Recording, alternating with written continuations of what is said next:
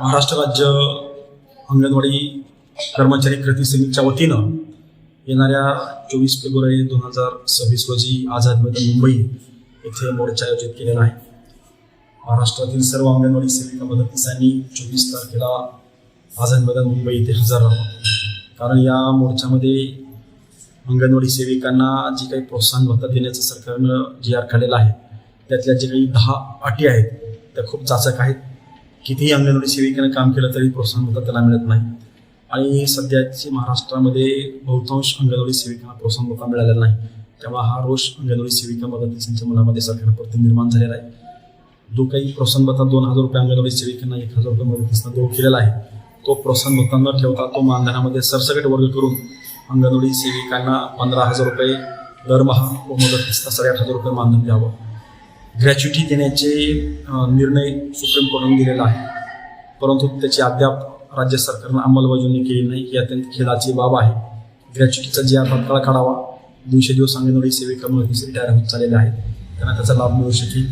Pension देण्यासाठी सातत्यानं कृती समितीनं सरकारशी चर्चा केलेली आहे, पत्रव्यवहार केलेला आहे, तरी पण सरकार पेन्शन देत नाही।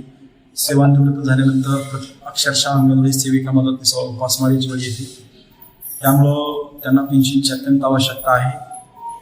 पेन्शनचा GR सुद्धा शासनानं त्वरित काढावा। या प्रमुख 3 मागण्यांसाठी आझाद मैदान मुंबई येथे येणाऱ्या 24 फेब्रुवारी 2026 रोजी विराट आणि धरणे आंदोलन त्या ठिकाणी आयोजित केलेलं आहे।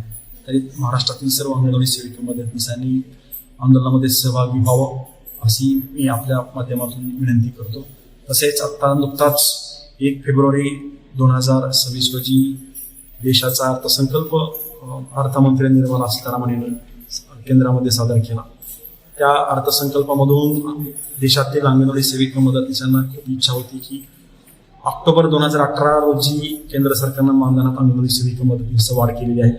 या अर्थसंकल्पाच्या माध्यमातून अंगणवाडी सेविका मदतनीसांना चांगली बातमी येईल, खुशखबर मिळेल, मानधनात वाढ होईल अशी अपेक्षा होती, परंतु या अर्थसंकल्प सादर झाल्यानंतर अक्षरशः अंगणवाडी सेविका मदतनीसांचा अपेक्षाभंग झालेला आहे आणि केंद्र सरकारनं यांच्या मानधनामध्ये काही वाढ केली नाही।